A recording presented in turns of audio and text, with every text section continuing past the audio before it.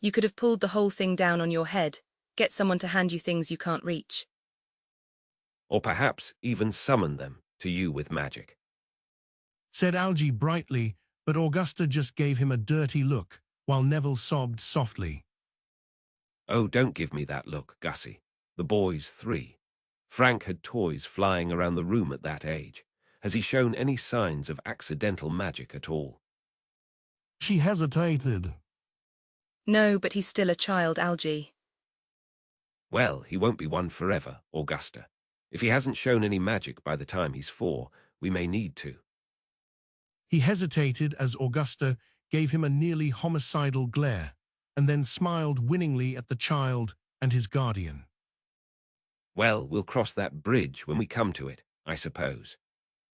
When Neville was 4 years old, it was a beautiful spring day as little Neville Longbottom dashed across a sunlight field in pursuit of a brilliant, colourful butterfly. It was no ordinary butterfly, however. Indeed, it was no butterfly at all, but an illusion created and controlled by Algy, who watched from a distance as the butterfly construct danced and wove just out of Neville's reach. Step by step, the butterfly led Neville closer and closer to Greenhouse 4. The whole Longbottom family had come for a weekend getaway at the summer home in Wales, which was situated on a working farm where various magical plants and animals were raised. Greenhouse 4 was a large secured structure where the dangerous plants were housed, plants that were poisonous, carnivorous, or both. Normally, Greenhouse 4 was kept locked down, but unfortunately, Catesby, the chief gardener, was getting on in years and didn't always remember to lock up completely. Particularly not after he had been hit with a confundus curse, which was why the door was currently wide open. The magical butterfly continued its flight, leading little Neville straight into Greenhouse 4. Algy took a deep breath and braced himself for the screams. It's all for you, Reginald. He whispered, but the screams never came. Instead, he could barely hear a soft, childish, giggling. Swiftly, he ran to Greenhouse 4 and through the doorway. Inside, he was stunned by the scene, as Neville was laughing in delight while 2 devils snare-tossed him back and forth and caught him as if they were playing a game. And in the background, an entire row of venomous tentacula were brushing their vines back and forth against each other as if they were clapping. Algy wiped his eyes as though he might be hallucinating. Then he drew Neville to his arms with a summoning charm. At that point, the plants of Greenhouse 4 registered their disapproval by lashing out towards Algy with a dozen deadly vines. He slammed the door shut and then hit it with his strongest locking spell as the aggressive plants bashed against the door repeatedly. That was fun, said Neville gleefully. Algy looked down at his excited nephew, who seemed no worse the wear for his time spent surrounded by some of the deadliest plants in the world. He snarled at the boy. Obliviately. When Neville Longbottom was 7, Algy watched from a distance through his omnoculars as Augusta led her grandson down the Blackpool promenade. His birthday had coincided with a weekend, so she had taken the boy to Blackpool to see the Muggle Zoo and amusement park and to reminisce about days gone by. Her first date with Archie was to Blackpool Tower the summer after their 5th year. Decades later, Frank had carried Alice to Blackpool for their honeymoon.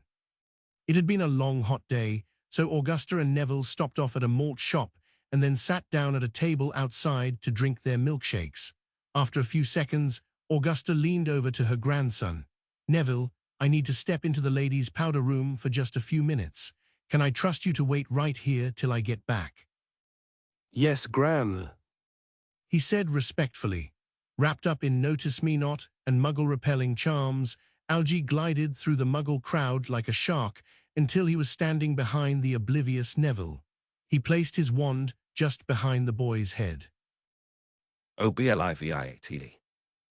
He whispered. Your grandmother has stepped away for a while, but she said to wait for your Uncle Algy to come for you. Neville's head wavered back and forth for a few seconds. Then, Algy tapped him on the shoulder, and the boy jerked in surprise and then looked up at his grey uncle and regent. Uncle Algy, I didn't see you there. The boy said timidly. Algy smiled. If nothing else, all the memory charms were wrecking the boy's confidence. Quite all right, my boy, but we need to move along now. We're in a bit of a hurry. But Gran, She knows where we're going and will catch us up. Now don't dawdle. With that, the boy stood up and took Algy's hand. The older wizard led the boy away quickly before his grandmother could return. A few minutes later, they were walking down Blackpool Pier, taking in the sights. At the end of the pier, Algy put up some stronger, muggle-repelling charms to keep anyone from interfering. Now, Neville, I've brought you here for a very important reason. Can you guess what it is? The boy shook his head no. Well, today is your 7th birthday, and that's a very important magical number. You see, it's very unusual and very troubling that you haven't shown any magic yet. Your Gran is afraid that you might be a squib, and as your regent, that's something I have to be concerned about. Do you know what a squib is, Neville? The boy nodded sadly. It's a wizarding child with no magic. Does Gran really think I'm a squib?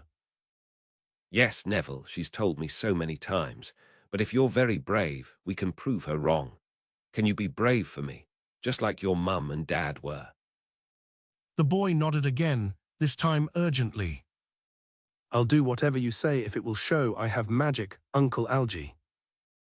Good, good. Now, one last question, Neville. Can you swim? The boy barely had time to shake his head no before Algy snatched him up and threw him off the pier. Neville hit the water with a loud splash and immediately cried out, but with the charms Algy had set up, no one could hear him. It's all right, Neville, don't panic, just relax and let the magic happen. Algy smiled at the drowning boy. That was, of course, the worst possible advice to give to a drowning wizarding child, as accidental magic was most likely to occur while the child was in a state of panic.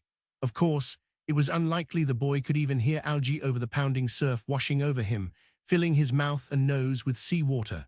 Neville's head went under water once, twice, thrice, and then suddenly his whole body rose out of the water, lifted on a swirling water spout.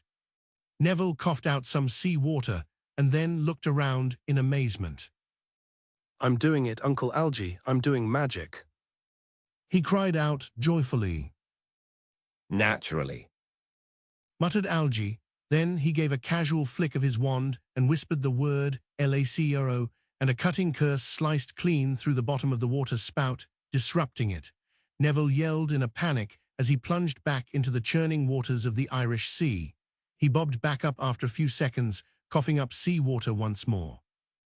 Uncle Algy, help. It's all right, lad, you're doing fine. He wasn't, of course. The boy was clearly on the verge of drowning. Then, to Algy's consternation, the boy started rising up out of the water again. Algy prepared another cutting curse when he was distracted by a woman's voice screaming Neville's name. He turned around and saw Augusta running as fast as she could towards the end of the pier, her wand already out. The wizard cursed her timing. He could destroy the second waterspout, but there was no way the boy would drown before Gussie arrived to save him. He turned back to Neville and instead hit him with a memory charm just strong enough to erase the last few minutes. Then he loudly exclaimed, ACCIO, NEVILLE, LONGBOTTOM. The dazed child shot up out of the collapsing water spout into his arms, where he rested for barely a second before a furious Augusta tore Neville away from him. What in Merlin's name do you think you're doing? She screamed at Algy. Calm yourself, Gussie. I had the situation perfectly under control. Said Algy smoothly. Under control, you were trying to drown him. I was placing the boy in an admittedly threatening situation, but under controlled circumstances in the hopes that he would call upon his magic to save himself. Several of my friends growing up first revealed their magic from being thrown into the deep end, as it were. It's as good a way to learn to swim as any, I think. Sadly, it's been 7 years, and not even the threat of drowning has made his magic manifest. I know you're the boy's guardian, and you care for him a great deal, as do I, but I am the Regent Longbottom. I have responsibilities to the entire family that trump my feelings for one little boy who is tragically disabled.